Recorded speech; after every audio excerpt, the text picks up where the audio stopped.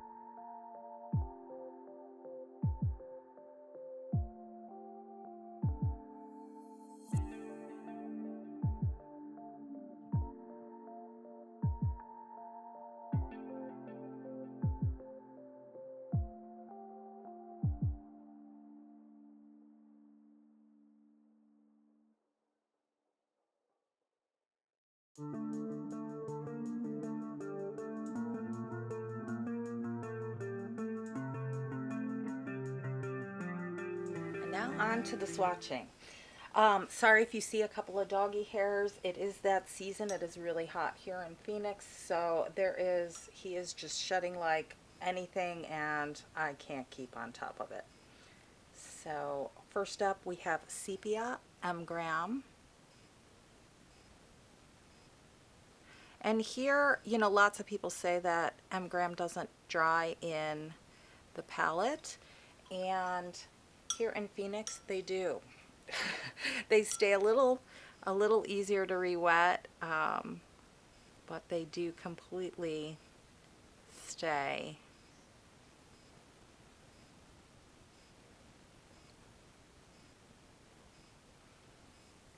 Beautiful color.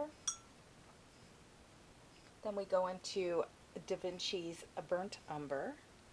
This will be a total mixed brand palette. I did pick my most used and my favorites.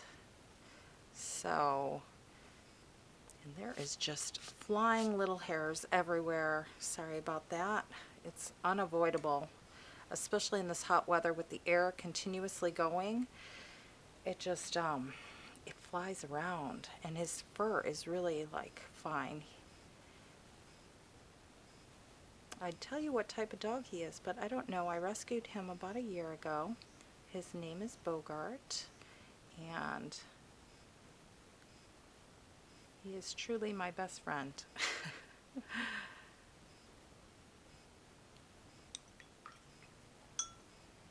Then we have Quinn Burnt Orange by Daniel Smith.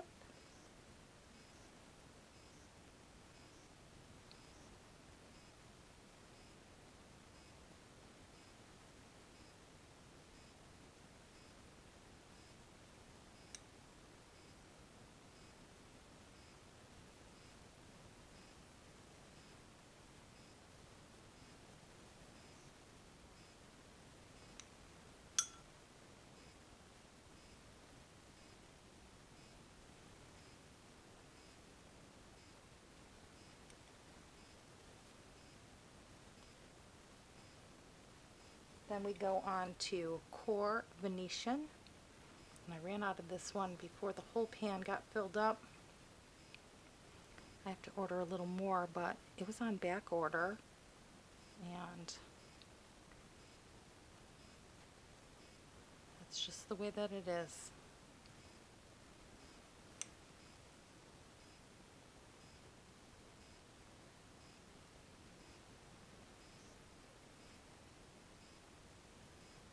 Love this Venetian. Absolutely love it.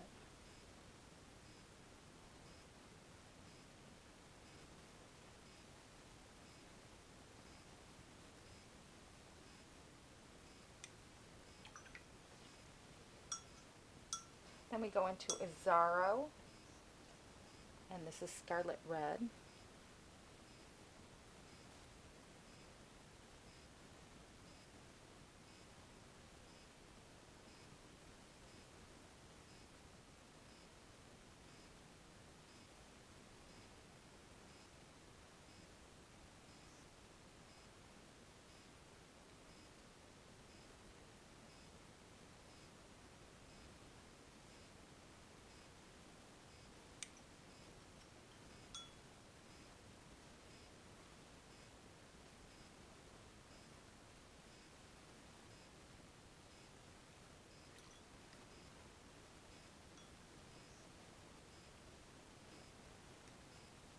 Now we have Schminke Conceal.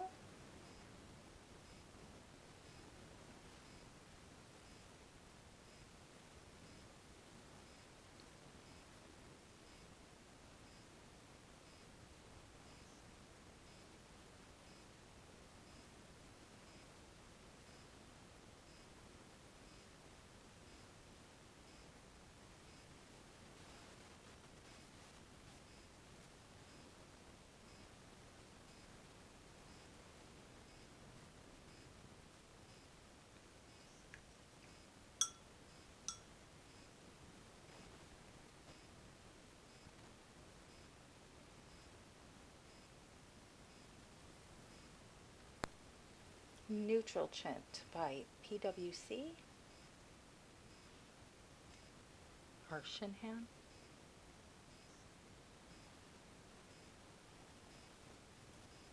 Oopsie, we got a runner.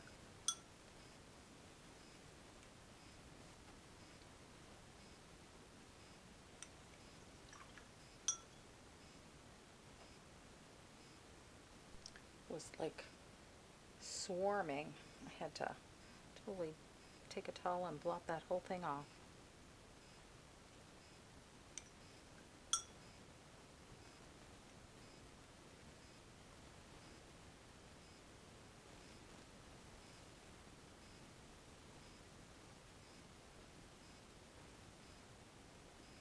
This neutral tint gets really nice and dark.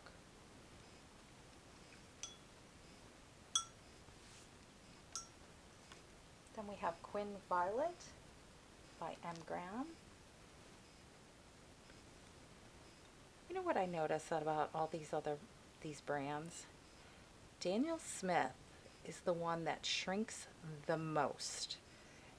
It gets to like half the amount that you pour on a pan. And you have to top it off like 3 times to get a full pan.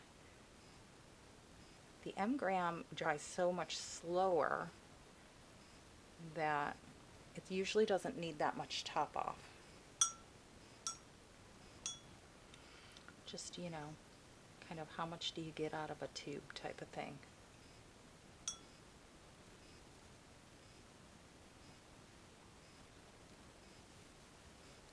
But M. Graham's is so rich. And I used to not be able to take it in a travel palette, but since I moved down here where it is so dry, they don't have any problems down here to be moved around. Quin Rose. Now, I did put this palette kind of in groupings, the way that I laid it out, like reds over here, the greens over here, so it was almost like a color wheel. So some of these colors will not be completely in order on my swatches here. I thought it was more fun to do it like a color wheel, having them across from one another and diagonal. So like the yellow is across from the more violety purple ones, and just makes it easier. I think hindsight, I might go back and do all my palettes that way. I have a couple like that and they seem to work better. Plus then like colors are next to each other and they don't contaminate as much when you're going quickly into a pan.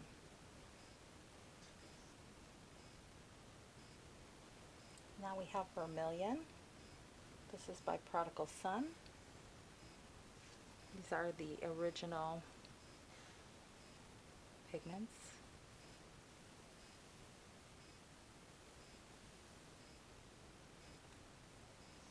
And none of the synthetics came close to this one. I do have a video on it comparing all of my vermilions. And it looks like he only sells pigments now. He doesn't sell paints anymore, so I was devastated when I went to go look because I was tempted to order a full pan in this, but I only had the half. And yeah, it doesn't look like he's selling them anymore.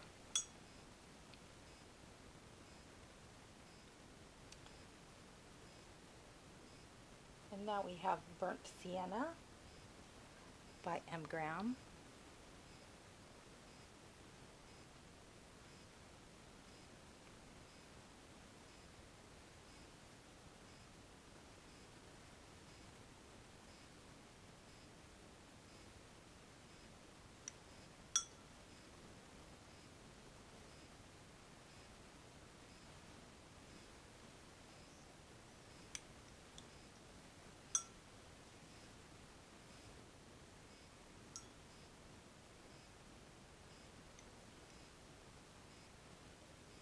Ocher Havana, and it has, I think, another name on the packaging. It was a really long name by Michael Harding.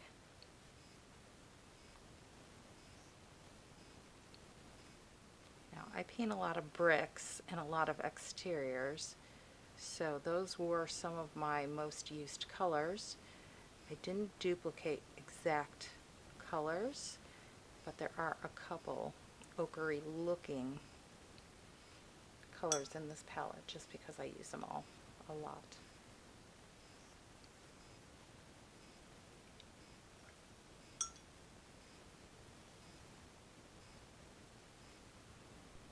Now up is Daniel Smith Quin Gold. Wow, you can just see that dog hair just flying.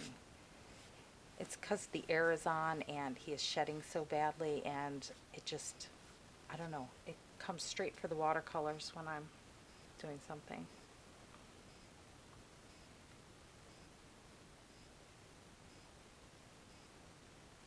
So you'll have to excuse the dog hair.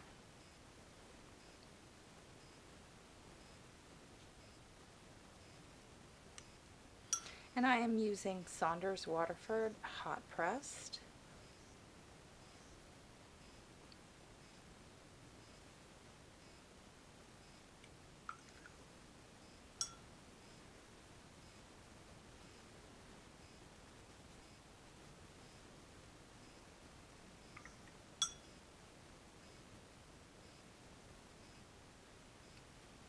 Now we have Michael Harding's Orange Sunset.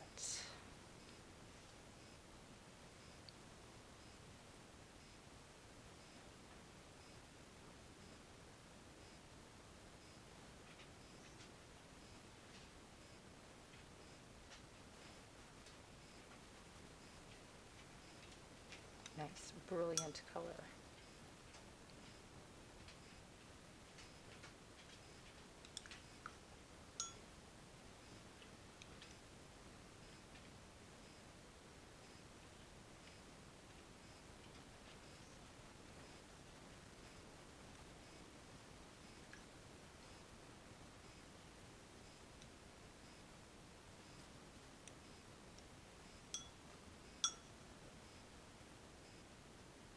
On to Daniel Smith Aussie Red Gold. This one had the worst shrinkage. You can still see kind of the cracks in here and stuff like that. I filled it up like 4 times. I don't know why it was shrinking so much.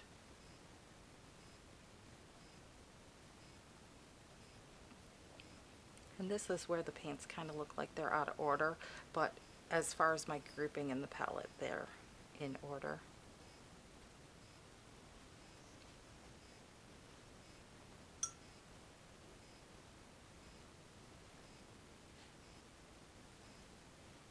Gorgeous colors though.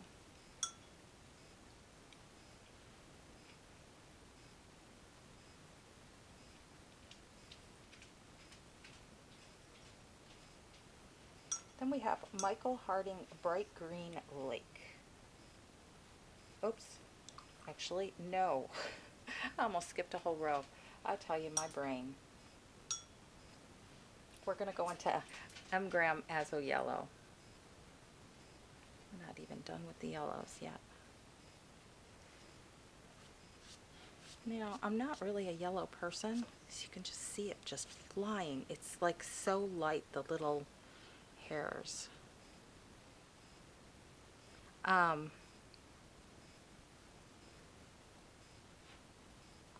But I use quite a bit of yellow,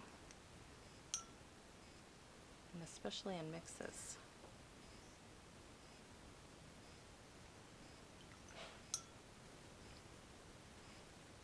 You might be able to hear him. He's moving around just by my feet. He's like, I'm the one that's causing all that hairy trouble you're having.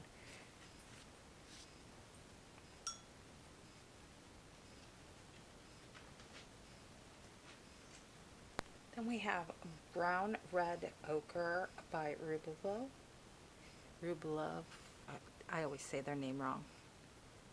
They're an old paint manufacturer, lots of oils. They do watercolors, they do pigments.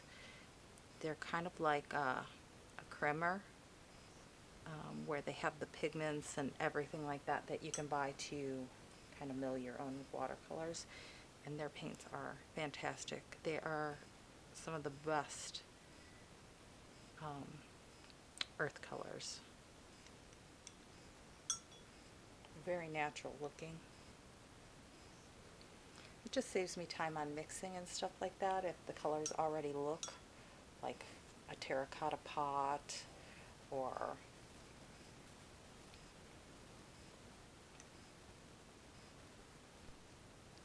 brick or whatever I'm painting. This is Raw Umber, Michael Harding.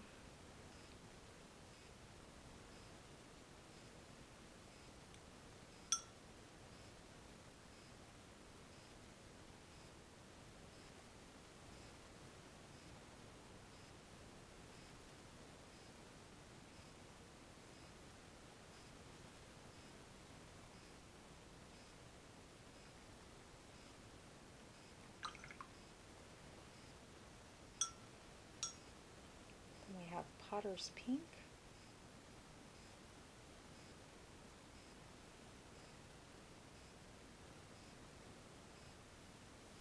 Fantastic color for mixing in just about everything.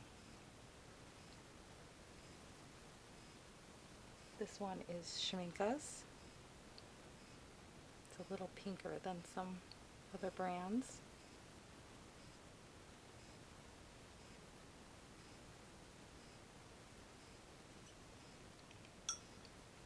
And then we have kind of an odd man.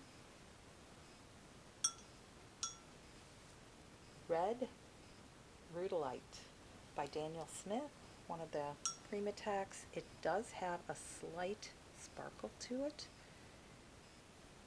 which sometimes you need for a little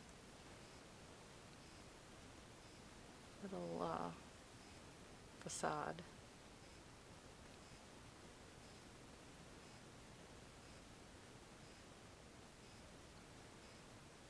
And I didn't like this color much when I had first got it. It sat off to the corner for quite some time, and I have grown to really, really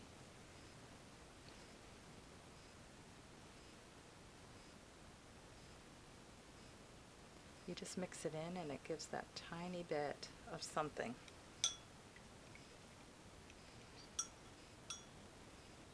Lunar Red Rock, also Daniel Smith. Daniel Smith has some really beautiful, original looking colors. This one gets very dark very easily.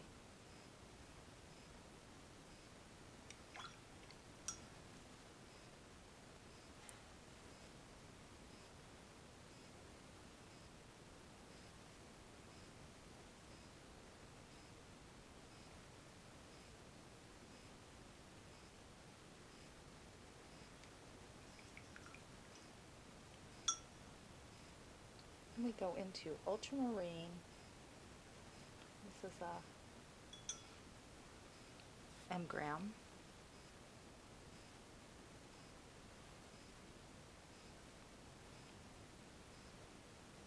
And what's not to like about ultramarine?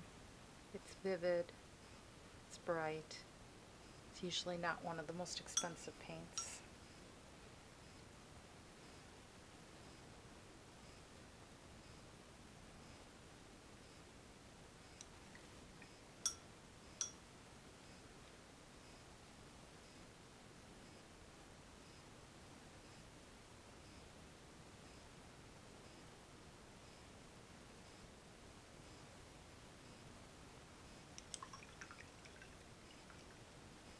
Then we have Cobalt Blue, which is also M-gram.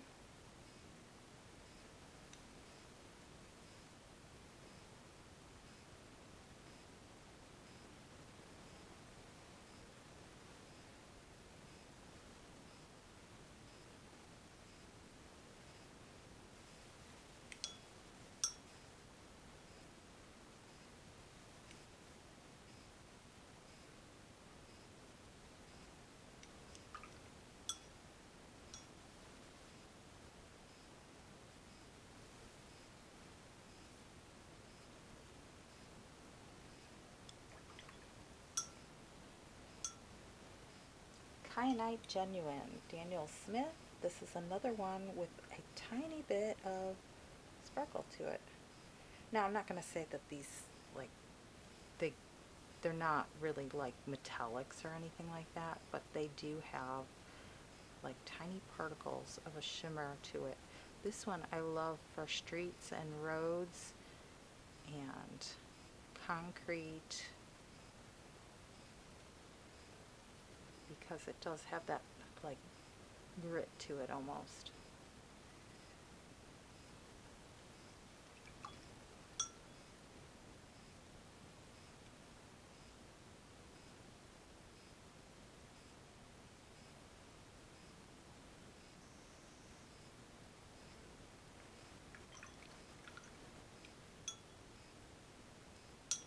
Manganese Blue, Prodigal Son.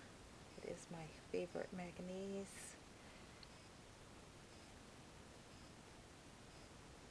Absolutely love it. One of my all-time favorite blues.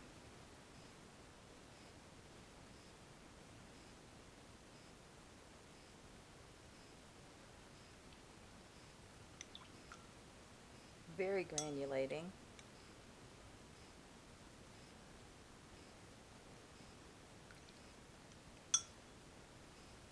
Cobalt turquoise. M. Graham.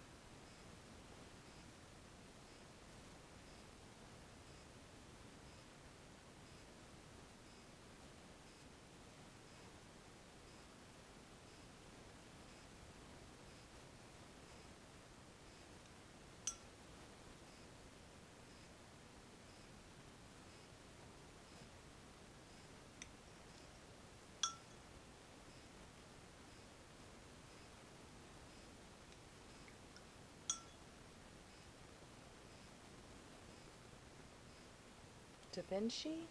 Davies Gray. Tell ya, I think this, between the air conditioning and him shedding, I think I'm gonna keel over. I just vacuumed and dusted this morning, and that's still how much I get. Ah.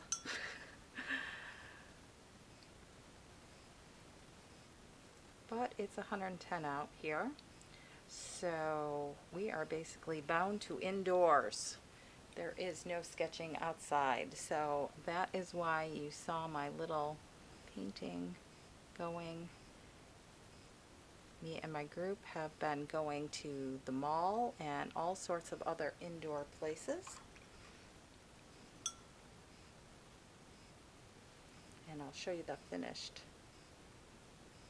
Try Me painting.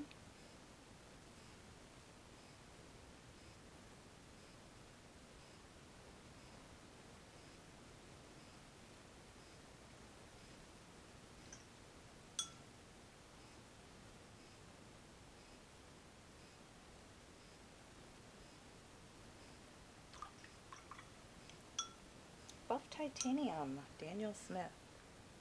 Oh, did I say that was Bright Green Lake by Michael Harding? I didn't know if I forgot to tell you that. I was off babbling.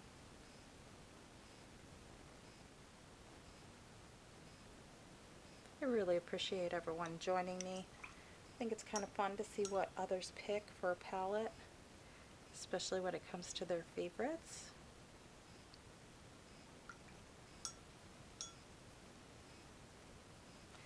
I've got some interesting videos coming up.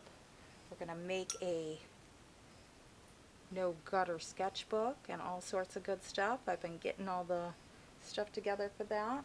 This is Sap Green by Isaro.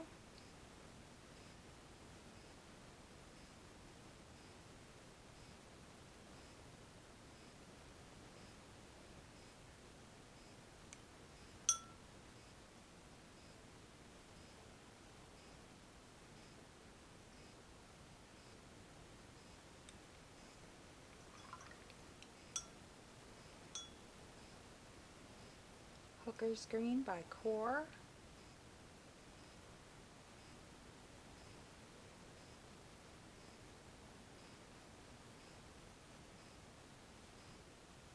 And I guess I can't count when I put the squares out, because we are going to be like 3 squares short. So I will lay out some tape for that.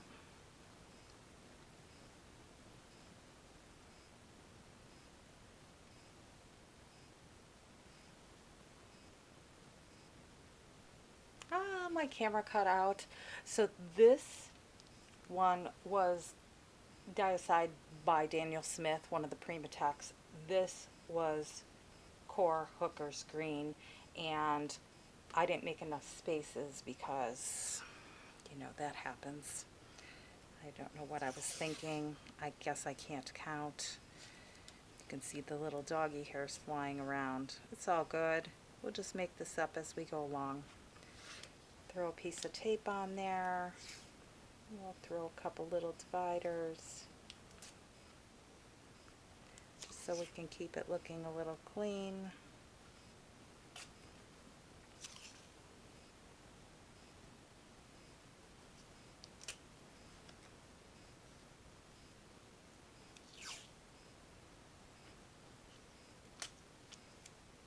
See, now you're doing it all with me. And I was rambling on, and I didn't even know that the camera completely cut out because I had called this one by that name and all sorts. Oh, what are you going to do?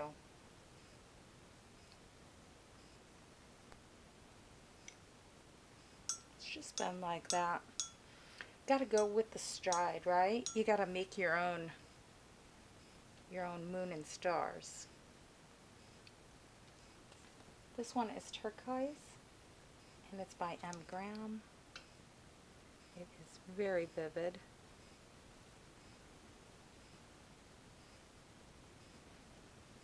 Hopefully when you look at this palette you can see a little bit of Southwest influence with the turquoises and the natural colors, and that's why I use so much of it. It's around me all over. I will be taking you out for lots of sketching on location as soon as the weather permits, but it's kind of like the opposite of winter here. It gets so hot. There's no way that anyone can sit out there in 110 degrees for even 10 minutes. And this is Da Vinci's Indanthrone.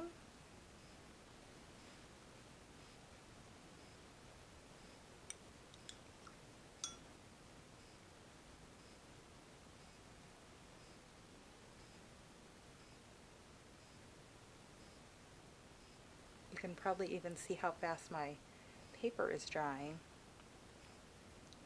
It dries almost instantly when I put the paint on it.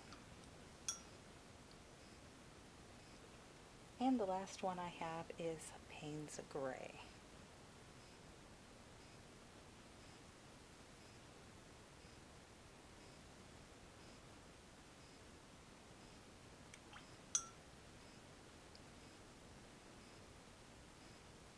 And this one is M. Graham.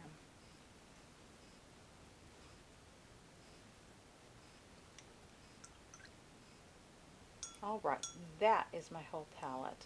So I'm going to let those dry for all of like 3 minutes, and then I'll give you a close-up of the palette and we'll take a look at the finished art that you saw me painting a little earlier. While we're waiting for that to have its last few minutes, I figure I'd give you a little flip through on some of my little drawings on where I've been out and about around here. You can kind of see the color influences on how lots of brick, lots of greenery around it, lots of terracotta, stuccos.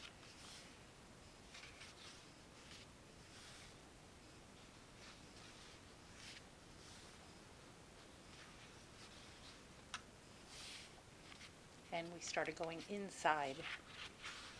And then here is the one that you saw, that little eps of me painting. And you can see we were inside at the mall because it's too hot to be outside. And then I also have this one that I recently did, which turned out pretty cool.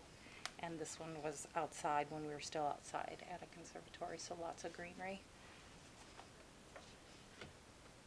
So let's take a closer look at the palette.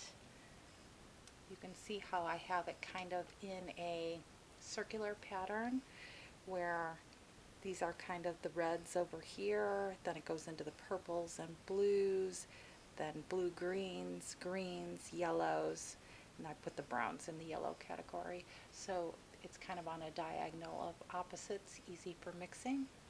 This is my color chart for inside.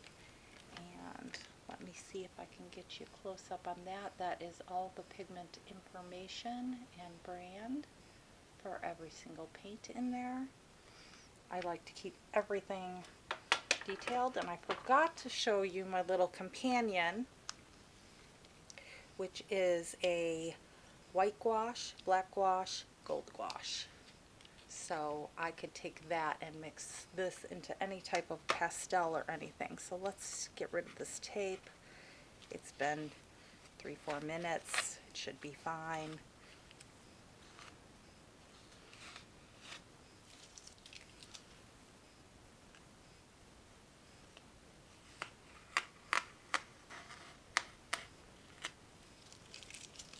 Yeah, I thought for sure I got the right number. I thought I was going to actually have a couple spaces left over. Brain, I guess, is not working today.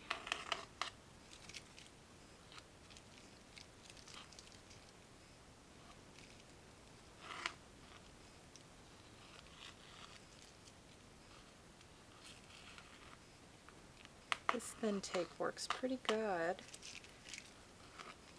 I got it off of Amazon. It's nice to have smaller lines in between. Did I get it all?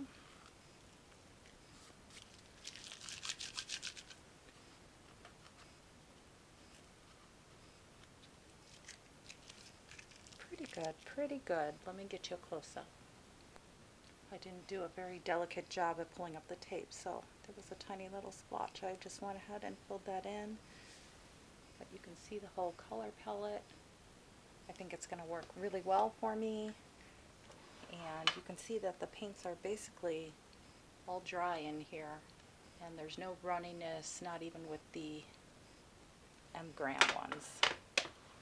So thank you so much for joining me. I hope you had a little bit of fun with that. And I will see you in the next one. Bye-bye.